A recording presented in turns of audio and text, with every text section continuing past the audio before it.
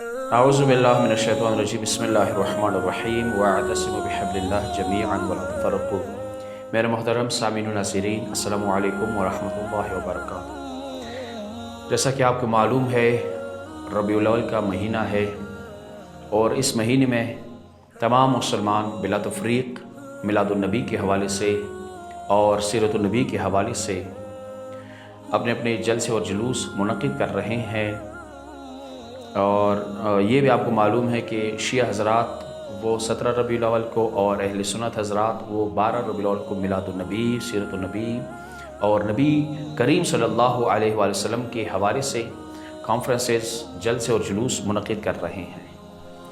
آج ضرورت کس امر کی ہے؟ میراث نبوت کیا ہے؟ نبی نے ہمیں کیا چھوڑا ہے؟ نبی ہم سے کیا چاہتا ہے؟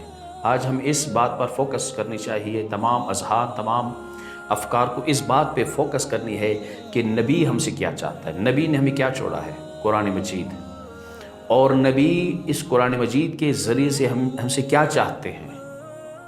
آج میں کلیئر کٹ کہہ رہا ہوں تمام مسلمانوں سے بلا تفریق، اہل حدیث، بریلوی، شیعہ اور سنی حضرات، علماء کرام، اسکالرز، پڑھے لکھے طبقے سے میں خطاب کر رہا ہوں کہ خدا را نبی کی معرفت حاصل کر لو۔ نبی ہم سے کیا چاہتا ہے؟ جس ملک میں ہم رہ رہے ہیں، پاکستان، جو ایٹمی طاقت ہے، ایٹمی توانائیوں سے اور مختلف طبیعی نیچرلی ذرائع سے یہ متمدن ملک ہے، لیکن اس ملک میں آئے روز ہم کیا دیکھ رہے ہیں؟ بم بلاسٹ، مساجد، امام بارگاہ، سڑکیں، ہمارے سکولز، کالجز، مدارس بالکل محفوظ نہیں ہے۔ آئے روز دیکھ رہے ہیں مسلمان کا خون گر رہا ہے، کبھی اسکالر، کبھی ڈاکٹر، کبھی پروفیسر، کبھی عالم دین، کبھی اسٹوڈنٹ، کبھی ایک غریب جو ریڑھا چلانے والے، کبھی مسجد میں، کبھی امام بارگاہ میں اللہ کی عبادت کرنے والا، اس کو ہٹ کیا جاتا ہے، اس کو بم بلاسٹ کیا جاتا ہے، اس کو قتل کیا جاتا ہے، وہ بھی مسلمان، محمد رسول اللہ کا کلمہ پڑھنے والا۔ آخر کیوں؟ کب تک تمہارے اس خون کی ہولی پر اسرائیل نظارہ گر رہے گا، لندن نظارہ گر رہے گا اور امریکہ تمہارا تماشا دیکھتا رہے گا؟ کب تک؟ کیا وہ وقت نہیں آیا ہے کہ ہم مل کر ایک دوسرے کو نزدیک سے دیکھ لیں؟ کیا ڈائلاگ کا دور نہیں آیا ہے؟ کیا مفاہمت کا دور نہیں آیا ہے؟ کیا ایک دوسرے کو سمجھنے کا وقت نہیں آیا ہے کہ ایک دوسرے کو نزدیک سے ہم دیکھ لیں؟ آخر یہ کدورت، یہ حسد، یہ بغض، یہ ایک دوسرے سے دور رہنا، یہ ایک دوسرے کے مساجد میں خوف کے مارے نماز نہ پڑھنا، کتنی بری بات ہے کہ آج مسلمان کے مسجد میں خوف کے مارے نماز نہیں پڑھ سکتا ہے۔ اتنی خوف کیوں ہمارے اوپر طاری ہے؟ نبی کریم نے کیا ہمیں نہیں فرمایا کہ جس نے مومن کو ڈرایا اس پر جہنم واجب ہے؟ کیا ہم نے ایک دوسرے کو نہیں ڈرایا ہے؟ کیا ہم نے ایک دوسرے کو قتل نہیں کیا ہے؟ کیا ہم نے ایک دوسرے کا خون نہیں گرا ہے؟ کیا نبی کریم نے نہیں فرمایا ہے کہ اپنے جملوں کا بھی خیال رکھو، اپنے سینٹینسز کا، اپنے ورڈز کا بھی خیال رکھو؟ تم سے قیامت کے دن جملوں کے بارے میں، ورڈز کے بارے میں بھی پوچھا جائے گا کہ تم نے غیر ذمہ دارانہ جملہ کیوں کہا ہے؟ غیر ذمہ دارہ یہ الفاظوں کو ملا کے اسے ایک مضمون بنا کر اور اس مضمون کے ذریعے سے پاکستان میں تفریقہ، خون کی ہولی کا جو میدان گرم کیا ہوا ہے، کیا اس کے بارے میں آپ سے سوال نہیں کیا جائے گا؟ کیا آپ سے قیامت کے دن یہ سوال نہیں کیا جائے گا بِأَيِّ ذَنْبٍ قُتِلَتْ، آپ نے اس کو کس جرم میں قتل کیا؟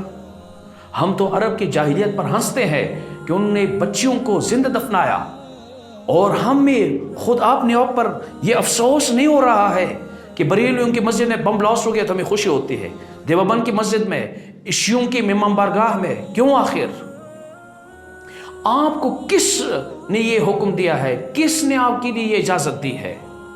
تکفیر حرام ہے۔ امام ابو حنیفہ نے کیا نہیں فرمایا ہے؟ لا نکفر احد من اہل القبلہ، جو قبلہ رخ نماز پڑھ رہا ہے اس کو ہم کافر قرار نہیں دے سکتے ہیں۔ امام احمد بن حنبل نے کیا نہیں فرمایا کہ جو لا الہ الا اللہ محمد رسول اللہ پڑھے وہ مسلمان ہے؟ امام مالک نے کیا نہیں فرمایا کہ جس کے وجود میں 99% کفر کے علائمز اور نشانیاں موجود ہو، 1% اس میں اسلام کی علامت ہو، تو میں 1% کو لے کر 99% کو چھوڑوں گا، نیگلیکٹ کروں گا؟ کیا ہم نے یہ نہیں پڑھا ہے؟ کیا ہم نے امام صادق علیہ السلام کو نہیں پڑھا ہے کہ امام صادق علیہ السلام نے فرمایا ہے اپنے شیعوں کو کہ اے میرے شیعوں، جس طرح تمہارے امام صادق اہل سنت کے जनाजों में शिरकत करता है, उनके मरीजों का ख्याल रखता है। शियों को भी चाहिए कि अहले सुन्नत के मरीजों का ख्याल रखे, उनकी जनाजों में शिरकत करे, उनकी नमाज जमात में शिरकत करे। कि इमाम सादिक ने नहीं फरमाया है? आज बिला तफरीक, बिला तअस्सुब मैं ये कहना चाहता हूँ कि शियों ने जो तकफीर के प्रोजेक्ट में है, उन्होंने इमाम सादिक को छोड़ा है, उन्हें MI6 के वो दामन फल रहे हैं और वो अहले सुन्नत की तकफीर कर रहे हैं। उनको ज़रूर या लंदन से मिल रहा है या तासुब की कुएं में गिर चुके हैं। उन्होंने इमाम सादिक को छोड़ा है, उन्होंने अपनी ख्वाहिशात नफसानी को हाकिम बनाया है। और वो जो अपने आप को हनफी हम्बली कहता है, उसको भी शर्म करनी चाहिए, तकफीर से हाथ उठाना चाहिए। आओ मिलकर इस मुल्क को बनाना ही चाहिए, इस मुल्क की तरक्की के लिए हमें काम करना चाहिए। आज यूरोप उन्होंने मईशत की बुनियाद पर यूनियन बनाया, लेकिन हम मुसलमानों ने माद की बुनियाद पर यूनियन नहीं बनाया। आज यूरोप वाले देखिए, जर्मन और फ्रांस के आपस में एक दूसरे की दुश्मनियां नहीं थी, एक दूसरे को खून नहीं गिरा था उन्होंने। आज उन्हें एक ही संदूक बनाया है, एक ही मईशत, एक ही यूरो, और उसी मईशत की बुनियाद पर वो यूनियन बना सकते हैं। लेकिन हम इस्लाम की खातिर, कुरान की खातिर, नबी की खातिर, क़यामत की खातिर, अल्लाह की खातिर यूनियन नहीं बना सकते, एक दूसरे के नज़दीक नहीं जा सकते। इमाम सादिक ने मना नहीं फरमाया, वो ने कहा जाओ अहले सुन्नत की मसाजिद में। इमाम मालिक ने मना नहीं फरमाया कि मत जाओ अहले तशय्यो की मस्जिद में। आज इतनी खौफ तारी हमारे ऊपर कि खौफ के मारे एक दूसरे के पास हम नहीं जा सकते हैं। एक ही मुल्क में रह गए, ज़मीन मुश्तरक, दीन के अक्सर एतक़ादात हमारे मुश्तरक है, ख़त्म नबूवत हमारा मुश्तरक नज़रिया है, अल्लाह हमारा खालिक है, राज़िक है, वो हमारा मुश्तरक सरमाया है।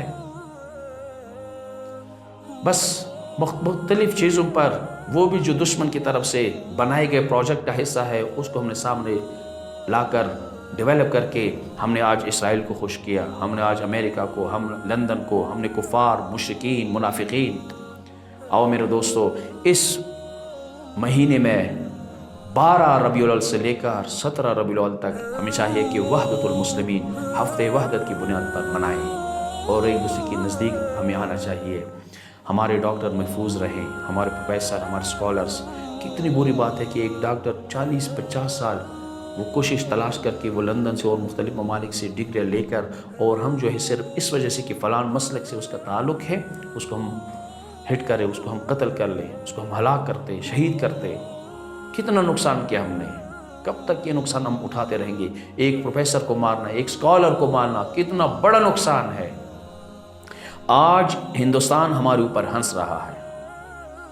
आज कश्मीर में हमारे 10 नहीं, सैकड़ों नहीं, हजारों इफ़्फ़तदार औरतें उनके हाथों में हैं।